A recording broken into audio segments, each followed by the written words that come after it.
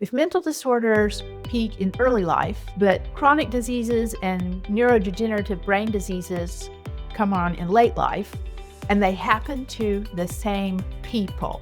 And that would mean that treating people with mental health problems in early life could prevent these neurodegenerative diseases like dementia when people get old. This is a really untapped angle on prevention. It's completely, nobody's done it as best as I know. My bet is that we will see that mental health treatments can slow people's pace of aging. Welcome to Longevity by Design, a podcast designed to give individuals access to the leading scientific information in the field of longevity. The ability to add years to your life and life to your years needs no opinion. Join us as we ask science to take the wheel.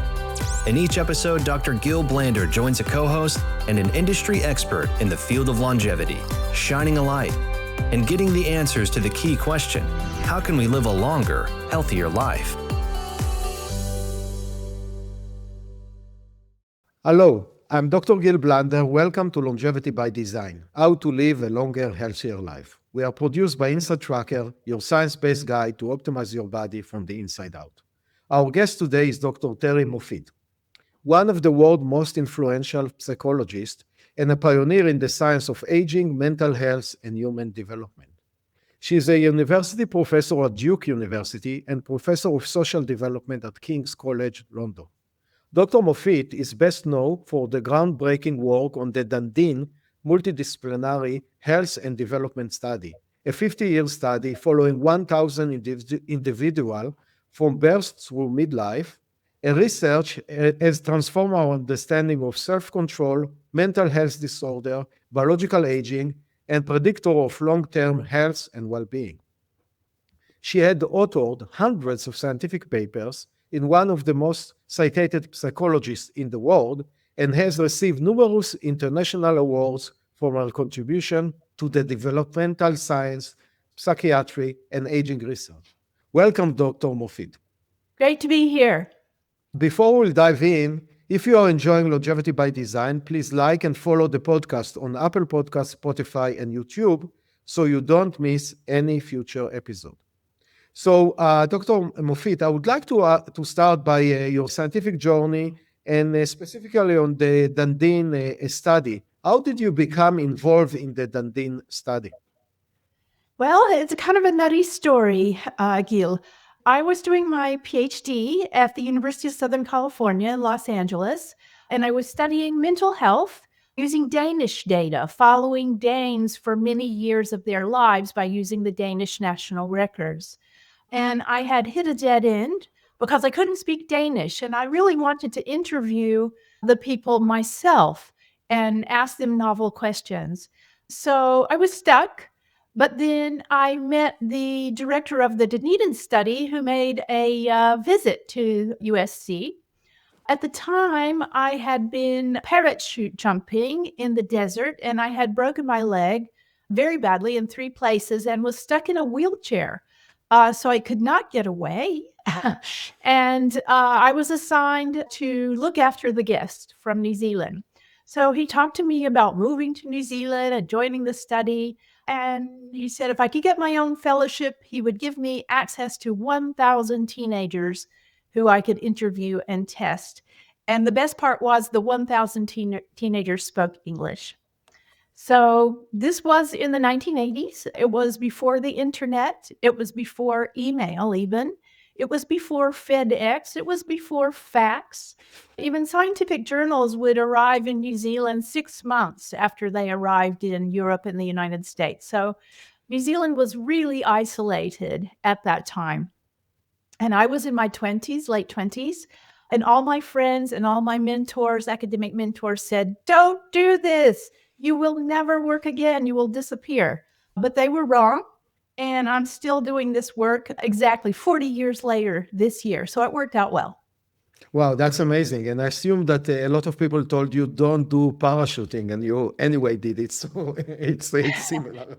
Yeah, maybe this says something about me. No, it's good. It's good. I think that risk taker, without taking risk, you won't make a progress. So I think that taking risk is very exciting. And I have to say, I just visited New Zealand in October, and I actually been in the Southern Island. I haven't been in Dunedin, but I've been in the area close to that, and it's so beautiful there. So I'm sure that you had a lot of fun traveling to New Zealand.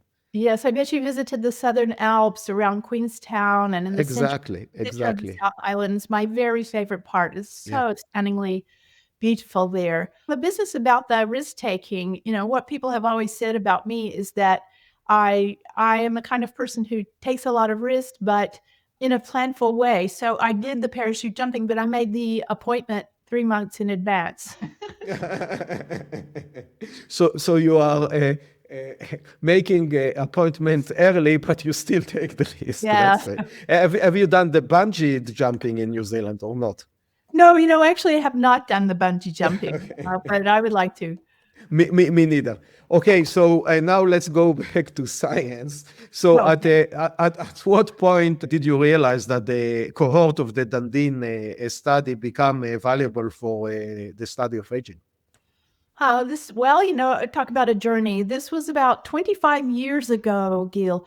My work in the Dunedin study was funded by the National Institute of Mental Health since the 1980s, since I first joined the Dunedin study. And so that was for about 25 years. All of my work at that time was on the prediction of mental health problems. And so mental health was always the outcome measure in my projects. And then when the Dunedin study members were turning 38 years old, which was about 2009, I had a new idea. And I thought, let's make mental health the predictor, and let's make physical health and aging the outcome of our next work in the Dunedin study.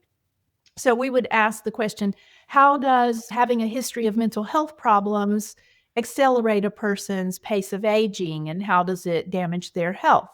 So I thought this was really important, and we had the data to do it. But you know what? The National Institute of Mental Health balked. They told me that they could only fund research where mental disorders were the outcomes. And I thought, are you guys nuts?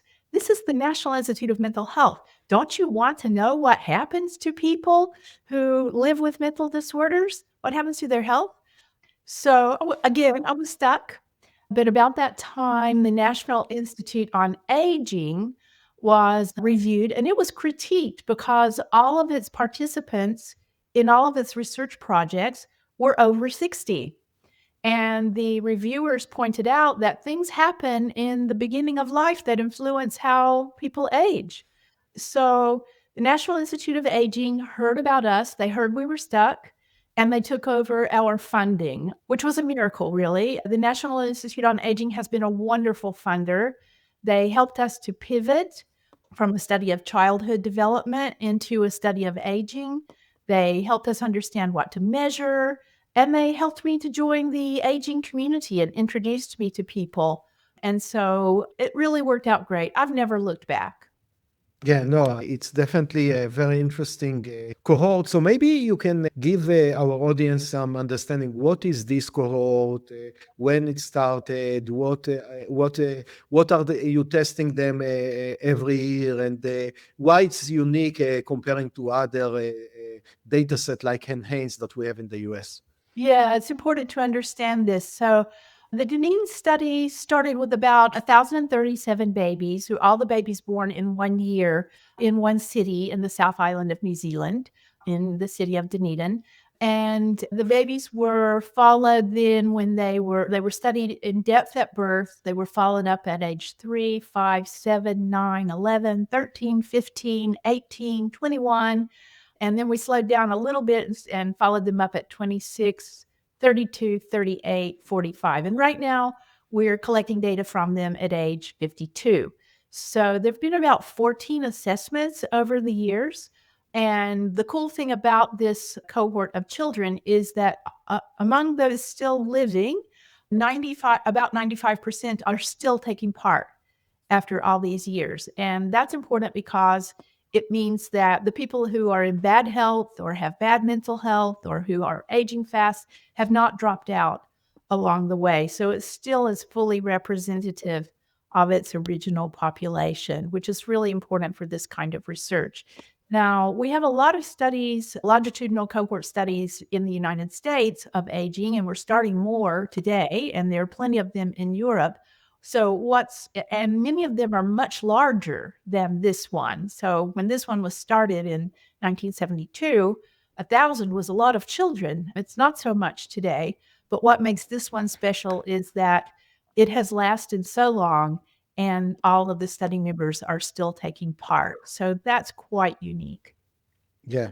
And I assume that you are collecting also some sample that later on you can do, and maybe we'll discuss it later. You can do some other test of proteomic and so on from the sample that you got frozen. That's correct?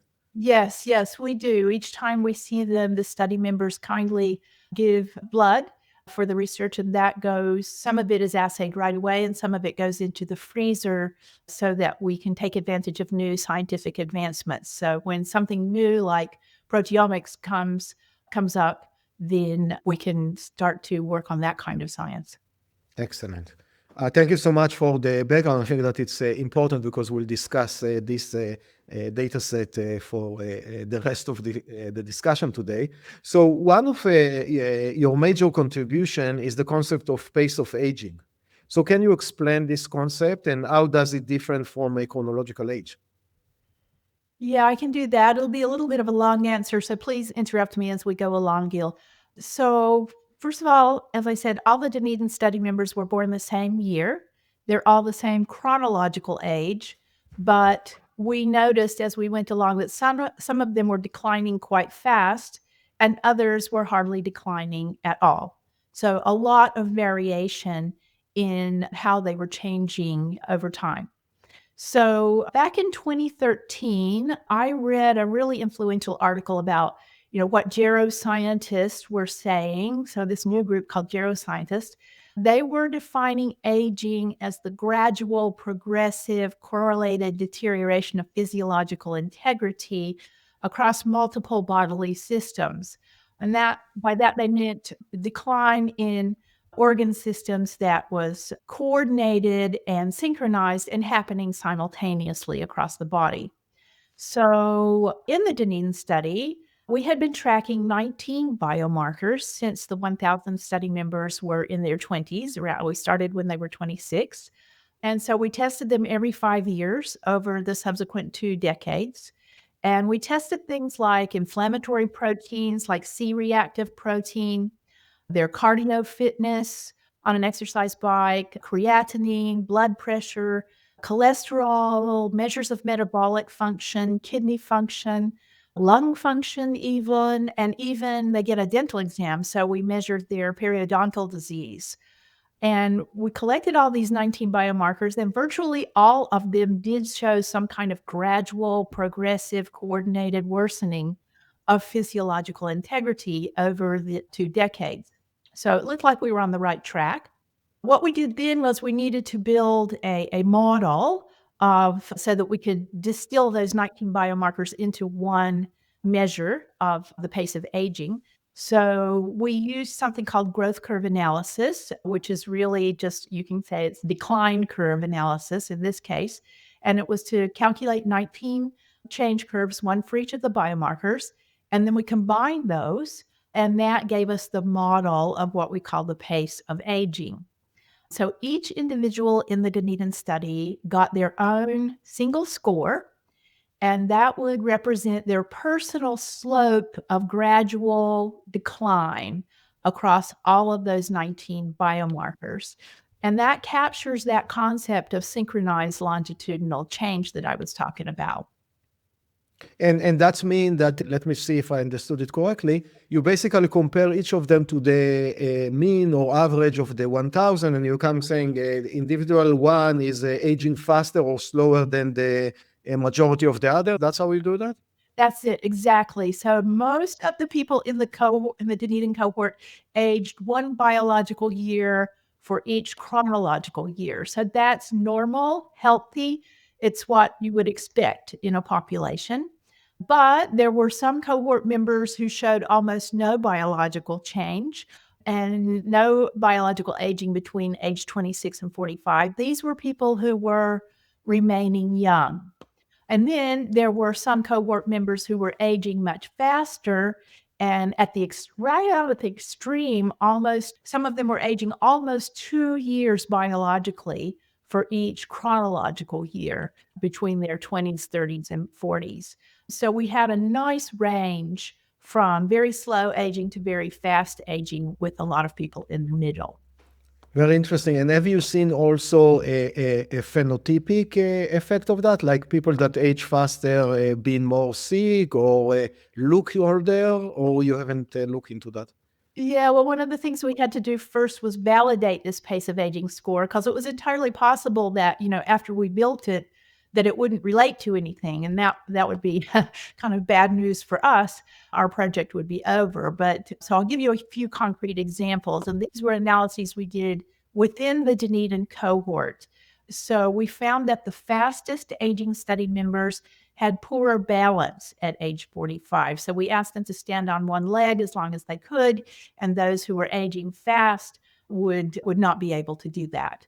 The fast agers also had more decline on cognitive function. So we had been doing neuropsychological testing on these people since they were children, and we could track how their memory scores were doing, how their attention, concentration scores, how their processing speed, how fast they can solve problems was changing. And we saw that the people with a fast pace of aging on those biomarkers also were declining cognitively over time.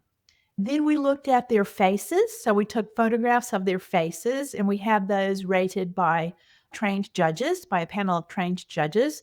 And we saw that the people who were aging the fastest on the pace of aging score were rated as having older looking faces at age 45.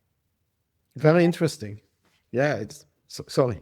Oh, that's okay. Well, we looked inside their heads too, because we had neuroimaging data. So we had done brain scans, and we found that the faster agers had a thinner cortex of the brain and a smaller surface area of the brain at age 45. So what we learned there was that the pace of biological aging can be measured. It can be measured in young adults in their 40s, but it's really different from their chronological age because, as I said at the beginning, all of our study participants were exactly the same age, all born in one year, 1972. Yeah, and I will add to that. You cannot blame the environment because you can, but not very hard because they live in the same city. I assume they're still there, and they have the same pollution or no pollution. They have the same weather and the same temperature. So basically, it's a pretty nice control study that all of them were born at the same time and live in the same town. It's make the result even stronger, in my opinion. Yeah, I would say that they have had the same environment in the sense that they're the same generation. So they've been exposed to the same, in their lifetimes, birth control became available, for example. And we moved from storing things in glass to storing things in plastic. Yeah. And we developed new ways of treating cancer. And controlling blood pressure and that kind of thing. So they've all gone through life in the same generation. Many of them moved to the North Island or moved to Australia, and a very few of them have moved to North America and Europe, but they tend to be living in developed countries. So I do think that they've had, although their environment is not absolutely identical, some have moved to bigger cities like London or Sydney, but they're doing quite well, similarly to each other. Yeah. No, it's very interesting. And again, as you said before, it's unique in the sense that you follow people from young age and still they are early middle age. It's not like they are 80 or 90 or 100. And still we see some effect of aging at this relatively young age, which suggests, I assume, I would like to hear your response to that aging process not starting at the age of 50 or 60, but starting much earlier. So what is, in your opinion, the beginning of the aging process? When are we starting to age? Well, that's a tricky one because there's a conceptual answer, which is that we're aging all the time, from the moment of conception, from the moment our parents have sex, we start changing, and that there's the kind of conceptual idea. Then there's the empirical test of it, and test, for that you need to have a pace of aging score like the one that we developed, and then be able to export that to other studies that have people who are taking part who are much younger. And that's being done now, and I can tell you a little bit about that later if you like. There are some research teams who are in Germany and the Netherlands and Canada who are trying out the pace of aging score in children. It's a little tricky. Yeah, no, I understand. And so it sounds like there's starting to be some implementation of the basically pace of aging score that you developed to other population. And it sounds like it is working, which suggests that it's not only apply for this subpopulation, but it's a more universal effect, those 18 or so blood, 20 or so blood biomarker, not blood biomarker, but biomarker, which is also very exciting. So what would you see how can we use this tool in the future, or how is it used in other studies? Okay. Oh, well, let me explain a little bit about how we developed it to be able to be used in other studies, because we developed this in the Dunedin study, but it took quite a few more years of work to get it ready so that other people could use it. So the epigenetics part was the key for quantifying the pace of aging in other cohorts of people, and really in everyday people. So we were really proud of our great measure of the pace of aging that we had made up. And me and my students and my collaborator, Avshalom Caspi, we were feeling pretty smug with ourselves that we had nutted this out. But then suddenly we had to accept the fact that other research teams did not have 20 years of repeated biomarker data, especially not in young people or people in early midlife. And that meant that nobody else in the world of science could either replicate our work to check it, and they couldn't build on it and implement it in their own studies. And so that would actually mean, if you stop and think about it, we would probably never be cited again. And that, once again, we would be stuck, and that would be the end of our research. There's a theme here. I get stuck quite often in my career. And then when I get stuck, then that, necessity is the mother of invention. So it forces me to then think, okay, how can we solve this problem and move forward? So we needed an exportable version of the pace of aging that other researchers could use. So we began to work on that. And I'd like to tell you first, why the longevity industry needs a measure of the pace of aging. Does that seem like a reasonable thing to talk about at this Absolutely. point? Okay. Absolutely. Yeah. Okay. I'm not totally clear on what everything that your listeners would want to hear about, but I think this is really interesting. So the longevity industry needs a blood test of the pace of aging. So why is that? They need to test the efficacy of anti-aging therapeutics. And these are sometimes called geroprotective therapeutics. So your listeners should know that there are plenty of government-funded clinical trials underway. There are many drug compounds in the pipeline that are being developed to slow aging. And there are lots and lots of biotech companies that are working on therapies to fight aging. So it's part of the whole application of the geroscience idea. Now, at the same time, economists are working out there to estimate the economic value of this longevity industry. I'll give you a couple of examples. One paper by economists shows that slowing the pace of aging in 50-year-olds would bring the country of Switzerland savings about $166,000 per person in Switzerland. So this was a Swiss study that suggested it would really be worth doing if you could slow the pace of aging. There's another economic analysis which reports that increasing life expectancy by 1 year is worth $38 trillion to the world economy. And over 10 years, that would add up to hundreds of trillions. So there are huge dollar numbers like this. And these things are, really fanning the flames of the longevity industry. Yeah, one point to explain to our listeners, a lot of people are saying, why do we need to live longer? There are so many people on planet Earth. But we need to understand that in a lot of countries, most of Europe, and even now in China, the population is declining. So basically, we are not producing enough kids in order to offset the people that are dying.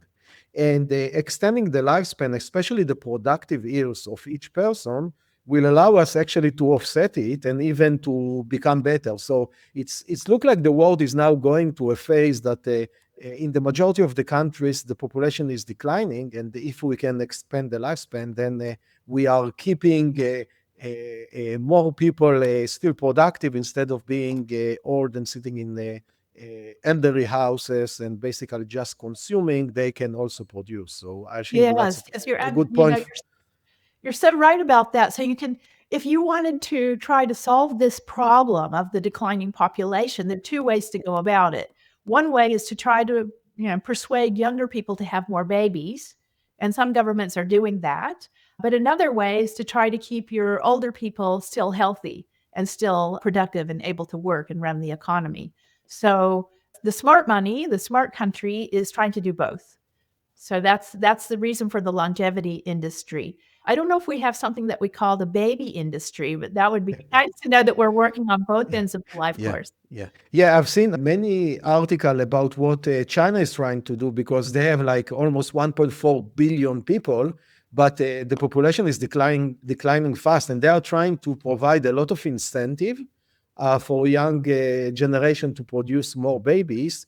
But so far, it's not very successful because everyone there used to the one child per family, and the economy there is not so good. So I think that it's very hard to change course. It's like having a air carrier cruising in the ocean, and then someone trying to make it left or right. It's very hard. It's take Yeah, how to turn maybe around a battleship, yeah, exactly. it's very hard to change the course of a airplane carrier. And I think that for China, they are going to decline in the next, I don't know, many years until maybe they will be able to change course. But it's not easy. And in Europe, we see it for, I don't know, tens of years already that the population is declining. So That's it is a right. problem. And I think that the longevity domain or people like you can actually help us solve it in the other way of Yeah. yeah. I hope so. I hope so. It's interesting, until we just began talking, I hadn't really thought about it in this particular way, that the whole point of this is to stimulate the economy and development and to offset the population drop. But that's something that's so severe in places like Norway and Italy Yeah. are concerned about it. Yeah. Even the United States is starting to be concerned about it. There's a lot going on in the media and in social media to try to Yeah. persuade women to have more children. Yeah, but it may be easier to develop a anti-aging pill than it is to get all the young people to get pregnant. And also for us, if I'm looking at myself egoistically, I want to live longer and I want to enjoy life. So I think that a lot of us are also want to live longer. Again, I don't want to live longer if I'll be sick, but if I can be productive and if I can enjoy life, why not? Why to live only to 80 if I can live to 120, hopefully? So I think that there are a lot of reasons for that. But let's go back to your concept of pace of aging. So how can you apply to other, and what is the value for that for All right. humanity?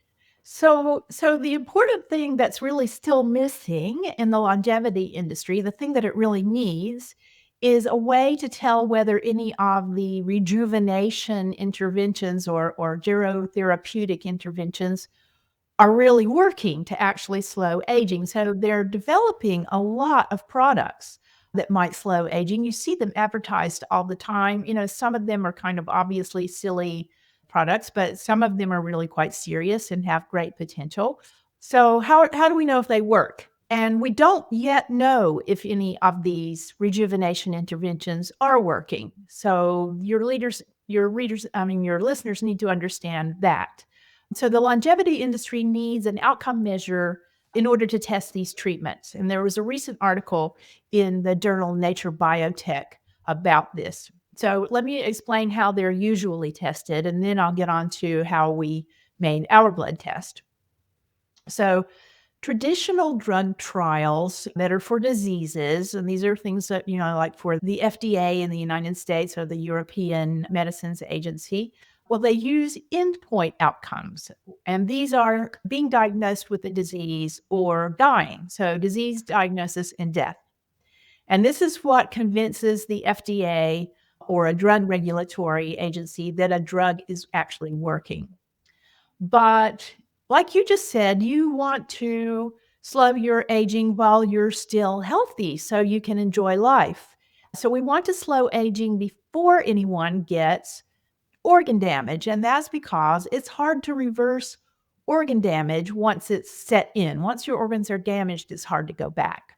So these anti-aging drugs, if they're going to work, if they're going to really help us, we have to think prevention. And that's why we wanted to use the Dunedin study of people still in their 40s.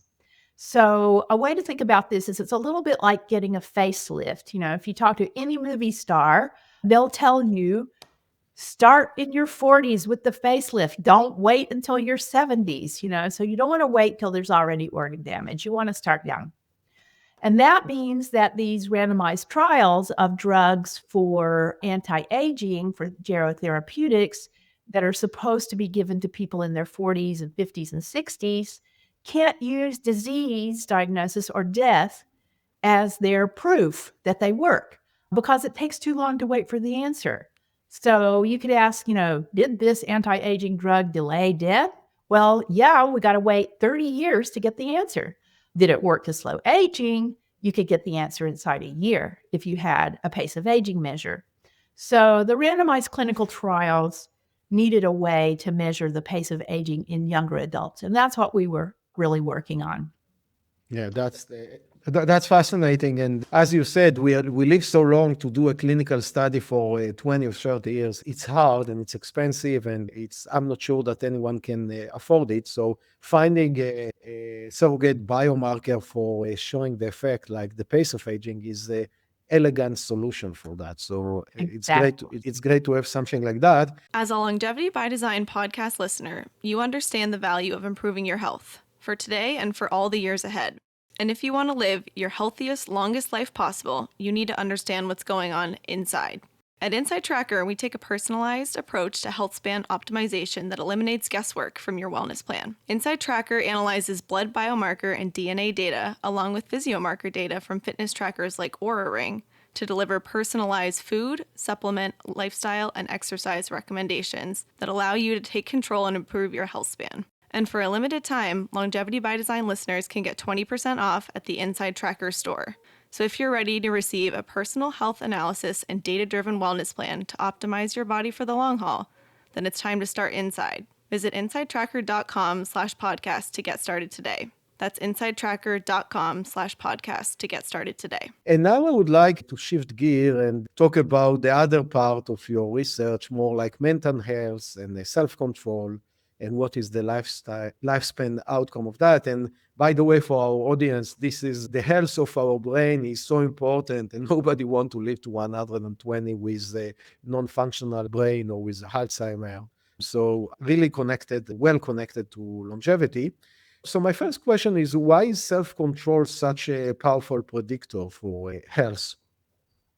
I'm really glad you asked because self-control is a really important thing to me. We started out by talking about how I made an appointment for my parachute jumping. So it's always been important for me. So let's talk science about it. So nobody wants to be lonely and poor and sick when they get old.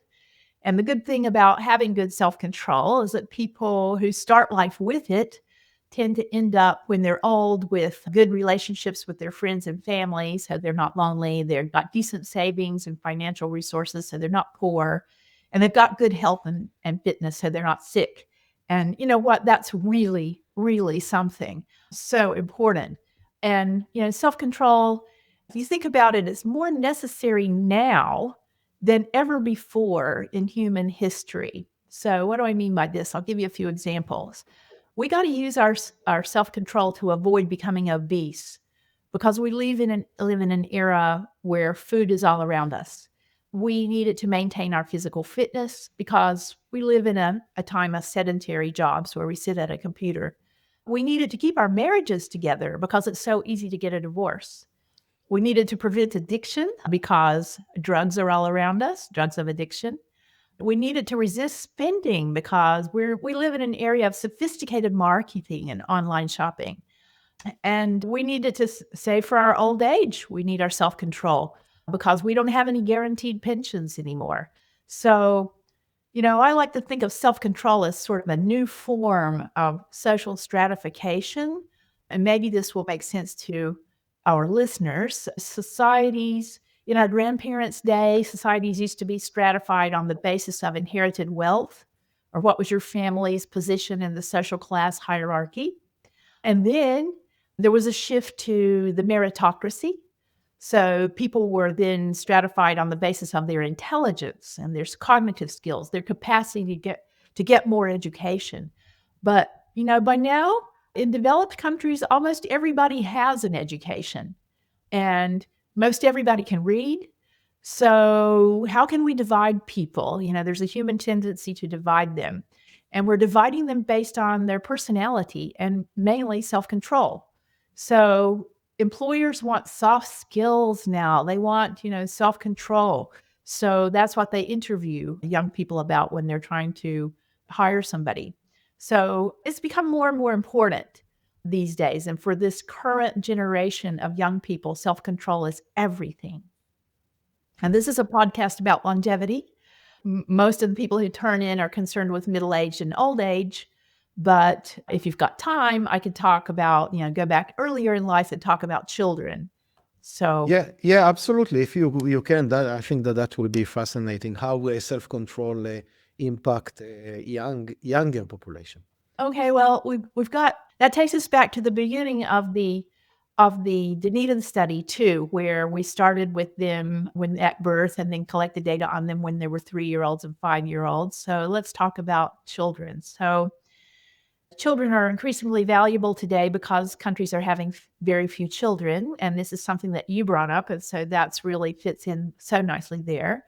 You also brought up the support ratio. There are fewer young workers to run the economy and care for more old people. And then for the really selfish reasons, we want young people, this generation of young people, to be responsible and conscientious because they're going to have to support us when we get old. So, and we really hope that they have a lot of self-control, so they're willing to do that. And then, they're going to live a long, long time themselves, probably 120. So they're going to have to be prepared for their own future and their own old age, lasting a long time. So self-control turns out to be my pet research question, Gil. And I can tell you sort of a little bit more about how this works. It works out in terms of mental disorders. If you want to take the podcast in that direction, I'll leave it up to you.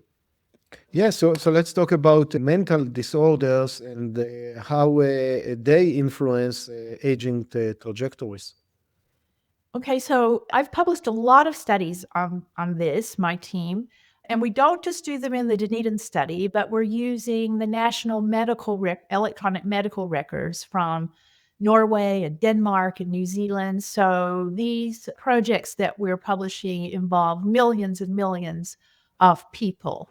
These are people who have, one of the things that we've found is that people in these registers who have mental disorders are at elevated risk of developing all kinds of chronic physical diseases.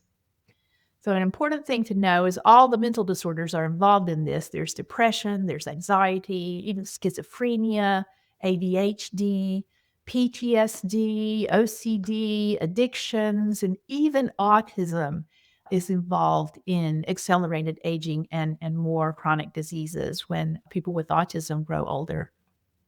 So a thing about the demography here is that mental disorders peak in childhood and young adulthood. So they are a problem of the young. They onset decades before these age-related chronic diseases, in a life. So you tend to get depression, ADHD, schizophrenia, those kinds of things when you're young. And then you have these age-related disease outcomes, chronic diseases when you're old, cardiovascular disease, diabetes, stroke, COPD, dementia, so on. And if you think about it, we go right back to what I first mentioned about geroscience theory, is that they feel like all age-related diseases share a common single cause, and that's aging itself. So we have been testing this, and we've been using these national registries of electronic medical records of whole countries to do it. What we are finding is that early life mental disorders are really linked to faster aging and accelerated physiological decline across organ systems. So you got to ask yourself, what's going on here? Why is this happening? And there's several possibilities that I could talk about if you think your listeners would be keen on that. No, absolutely. That's what I want to ask. Why are they aging faster? Well, okay, so one of them, let's see if I can remember all of these because I've worked on them with my students, coming up with a good list. So we're good at generating hypotheses when we get to a stuck place. So first of all, it could be poor health behaviors like smoking cigarettes, lack of exercise, poor diet. That's pretty obvious, but we have found it doesn't explain the connection completely. So we needed to look for other ideas. So another idea is that people who have mental disorders have less access to medical care. So maybe if you have a mental disorder, you don't get a good job, you don't have health insurance. But the link between early mental disorders and late health problems occurs in countries that have free healthcare with a national health system. So we test this in Norway, New Zealand, Denmark. It's still there. The third idea we had was that mental disorders disrupt schooling. So people tend to get mental disorders when they're in high school, secondary school, and they're less likely to finish their degree. And then if they don't have a degree, they can't get a good job. And this increases their poverty. And people who are in poverty have to live in a more dangerous and dirty place. And they have more dangerous and dirty kinds of work. So maybe this destroys their health. So that's a good idea. We're working on testing it. Very interesting. And a couple more ideas. One's genetic vulnerabilities. It could be that people inherit genes from their parents that increase their risk for mental disorders and also for other diseases. And we know that, mental disorders themselves are very stressful. If you have anxiety, worry, paranoia, you have hallucinations, you have ADHD, and you're having difficulty learning, this is very stressful. So we know stress increases those inflammatory proteins. You talked about proteomics early on. So one of the big influences on proteomic measures is stress, and it increases stress hormones. So that could connect mental disorders to chronic disease. And we know also being mentally ill erodes your support network. So no one wants to be around a person with mental illness. People get sick of you being depressed, being psychotic, being ADHD, and you end up lonely. So that could create that link. So there are lots of, this is great for students because it generates tons of ideas. And we're really working on testing each one systematically, one by one. If we find what the magic key is, we can then try to figure out what to do to break it up. So that's where we are with that. Yeah, that's fascinating, and it's look like you cover almost everything that related to longevity and how mental issues can cause that effect of a shorter lifespan and health span. And my question is how we, let's say, normal people should think about prevention for a longer, healthier life. What should we do? Yeah. So now that we know this, about mental disorders, what should we do? Well, we published a paper in 2017 in JAMA Psychiatry about the opportunity to reduce the burden of late life diseases. And here's the important idea. If mental disorders peak early in early life, and I'm kind of going over this because I really want your listeners to take this away and keep this idea. If mental disorders peak in early life, but chronic diseases and neurodegenerative brain diseases come on in late life, and they happen to the same people. And that would mean that treating people with mental health problems in early life could prevent these neurodegenerative diseases like dementia when people get old. This is a really untapped angle on prevention. It's completely, nobody's done it as best as I know.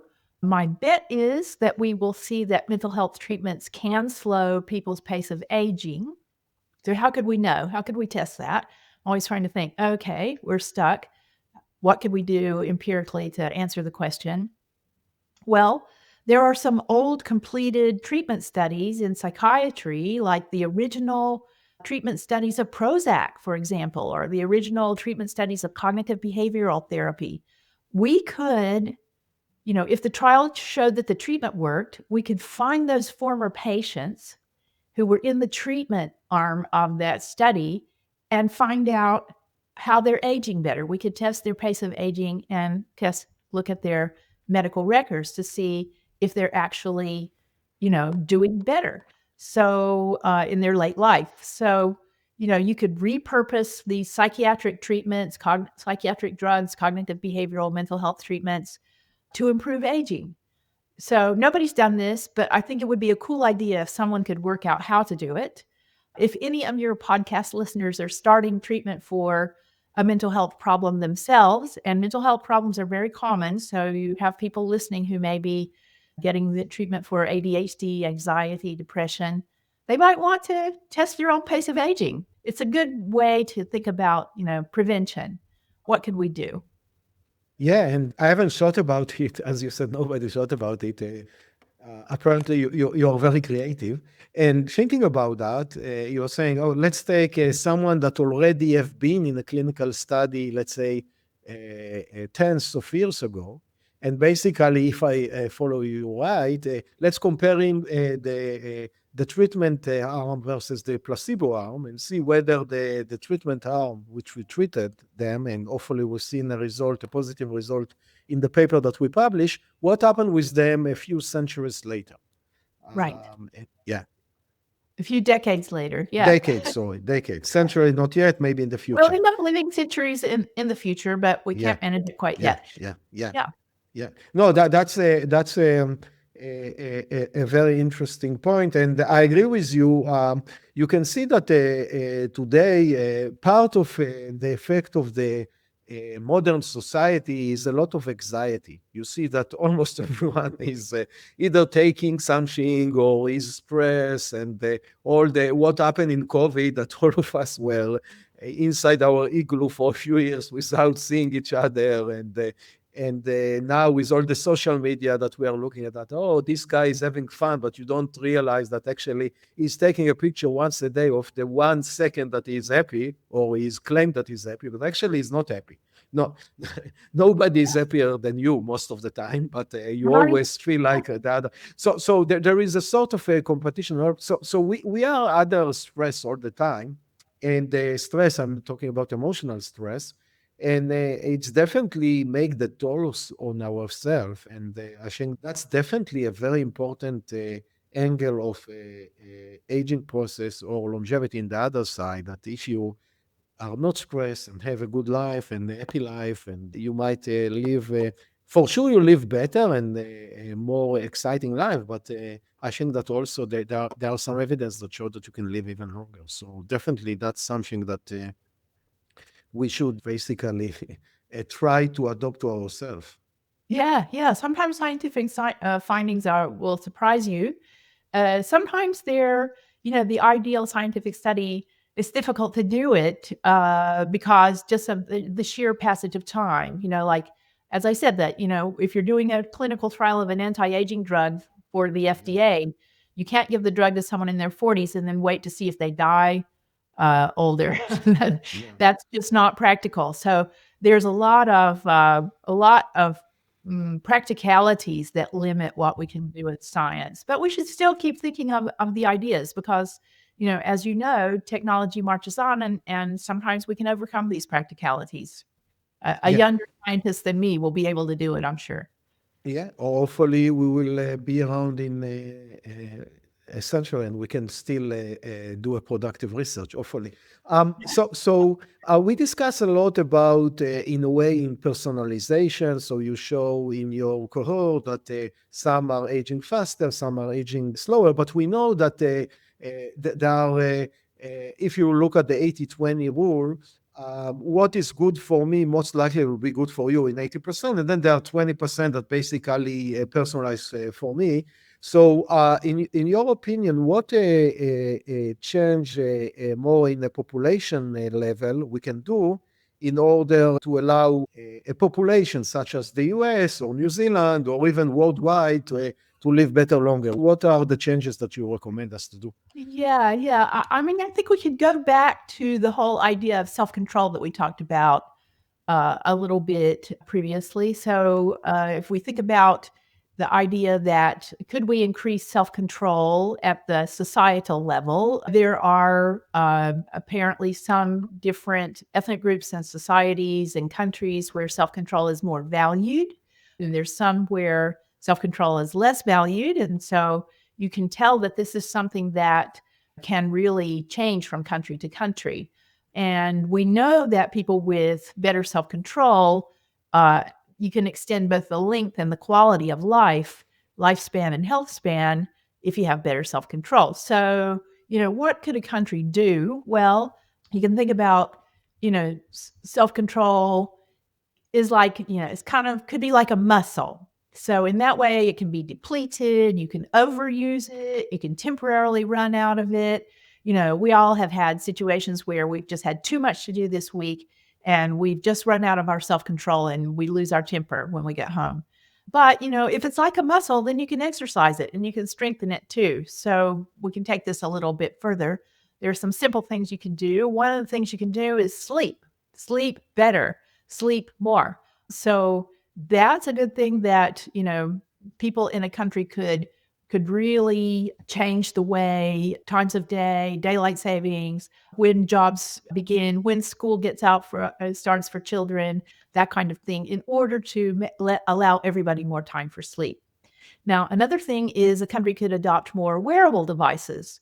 So if you have wearable devices, it's really easier to monitor your own self-control and to get, if you're doing your exercise, you're doing your walking, your number of steps, you're tracking your heart rate, you're tracking your HbA1c level in your blood. All these kinds of wearable devices now give people feedback on how they're doing, basically on their self-control. So that's quite amazing, and that's something that countries can do. You can also, you can try these nudge tactics that behavioral economists talk about. So they say, you want to make it effortful, harder work for people to make a bad decision. And you want to make it easy and less effortful for people to make a good decision. So they don't need their self-control to make a good decision. So here's a good example of that is when employers invest a part of their employee's salary in a retirement fund before the paycheck ever reaches the employee. So that takes the self-control out of the picture and everybody saves for retirement. So that's something that countries can do, is encourage that at the population level of the population. So there are lots of things. And a lot of times we talk about, interventions for children and for adolescents, but there are real benefits for intervening with older people too, people in the middle of the life course, people in their, it's not too late in your 40s, 50s, and 60s. So we've done a lot of research on that, which I could tell you about. Depends on how we're doing on our time. Yeah. No, absolutely. I think that an interesting support to what you are saying that I just read recently is talking about sleep is basically moving from daylight saving back to the normal time. And there is a study that showed that the day at the night that you move to the daylight, or day after that you move to the daylight saving, and actually you lose 1 hour of sleep, there is an increase of around 20% of admission to the ER from people that actually haven't slept enough and got a problem. But when you go back and you suddenly have another hour, the admission is decreased by 20%. So basically that's something. Yeah, so that's something that literally policymaker can come and say, okay, we are not moving to daylight saving anymore, and then you save it. But the example of, I know in my town here in Massachusetts, they decided that what happened is that the high school level kids started at 7 a.m. and the younger started at 8:30, and they decided to switch it and say, all the high schoolers need to sleep more, and they are actually can sleep more, and they are also going to sleep later. So let's Right. start them at 8:30 and start the youngster at 7 or 7:30. So those are a policy that each location can make, and suddenly it's not only the effect is not only on the kids. Think about it, it's also on the parents of those kids because they can arrange their time. So I think Yeah. that there are, as you said, there are a lot of things that we can do in the population wise to make our life easier and make it easier for us to make the right decision. For example, sleep. Sometimes social engineering just Yeah, to enhance our self-control. Basically, we have a certain amount of a self-control muscle, but there are a lot of policies that could be made that are actually quite yeah. modest, but they could add up.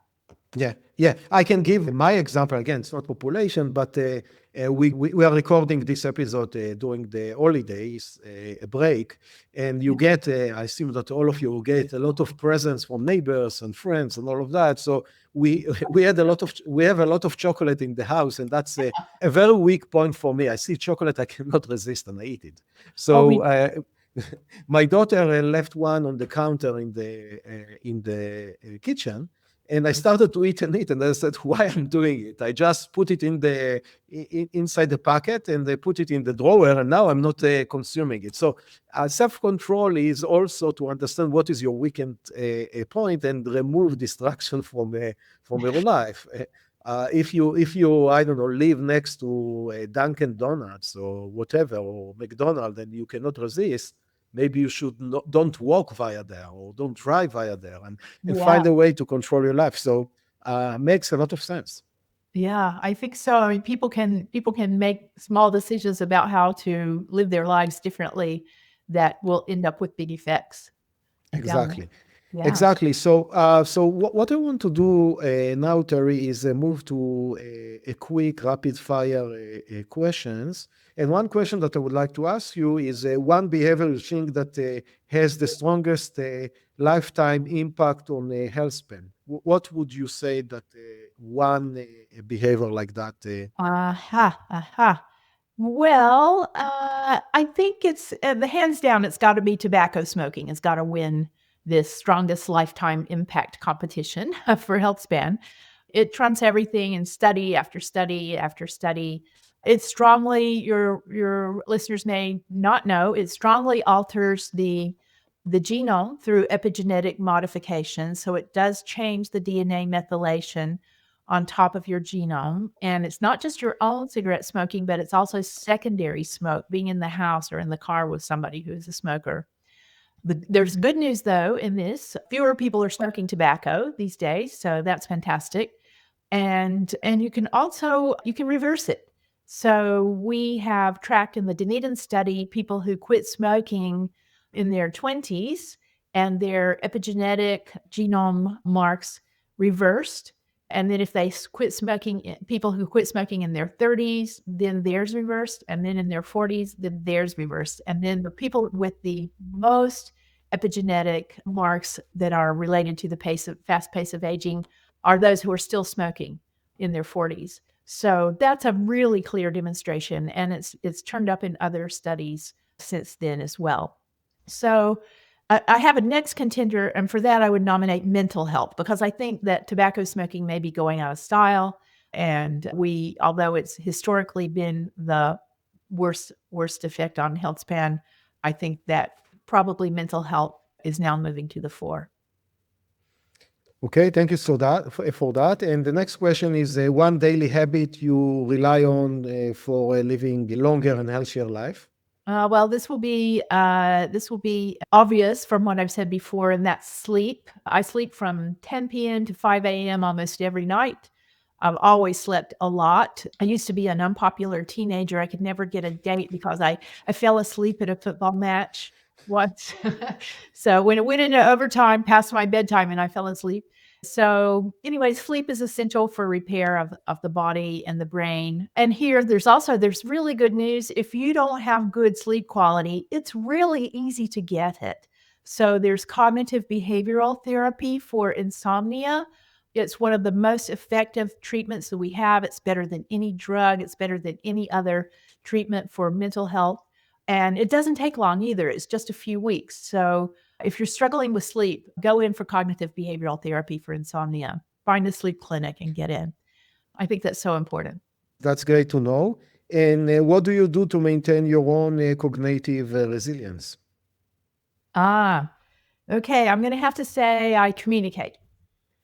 So I thought about this question when you tipped me off that you might ask me. I thought, what do I do to maintain my cognitive resilience? So, like we're doing right now, you and I are communicating. We're communicating with the listeners.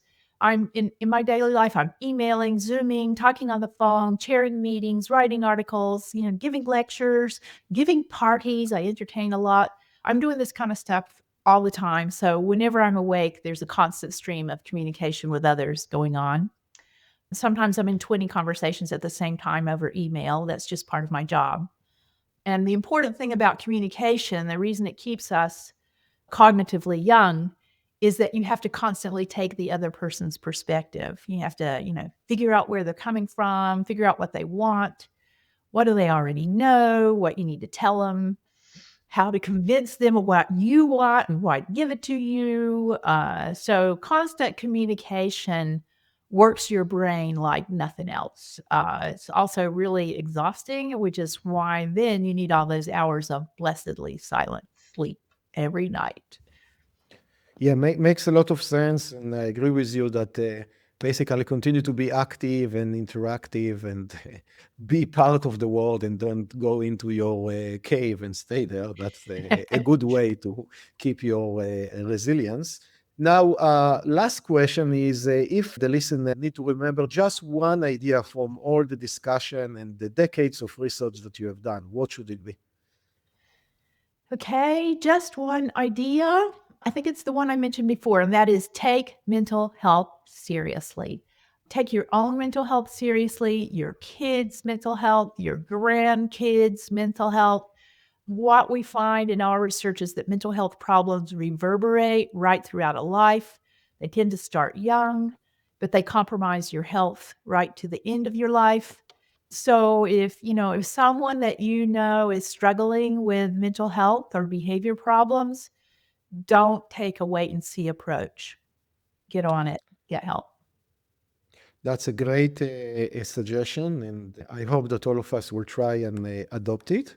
And thank you so much, Dr. Moffitt. That was a great discussion on mental health, longevity, biomarker, and how they shape the human aging.